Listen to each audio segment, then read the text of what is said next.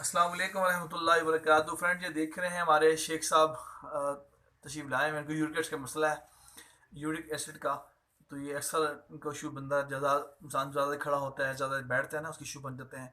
अब इसे उतारने का महला सामने आ रहा है, हम चाहते हैं इसको फॉलो करें। लोथड़े निकलते हैं ब्लड के, जो किसी भी चीज़ से, किसी भी इलाज से नहीं निकल सकते। आइए फॉलो कीजिएगा। अगले क्या हो?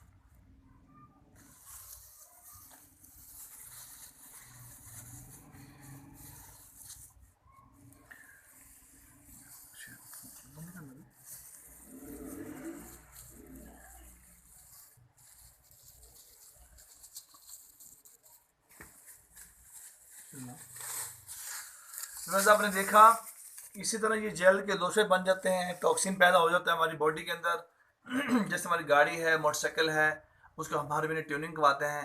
सरकार मदीना सल्लल्लाहु अलैहि वसल्लम ने फरमाया कि जो हदीस के मफहूम है कि सरकार मदीना सल्लल्लाहु अलैहि वसल्लम हर रात को सुरमा लगाया करते थे और हर महीने एक बार हिजामा करवाते थे। आपकी मुस्तकिल आदत थी। ये तो हो गया सेहतमंद के लिए। जो पेशेंट मरीज होता है उसको कम अज़ कम रिकमेंड करते हैं कि वीक में, हफ्ते में एक बार कवाले करें।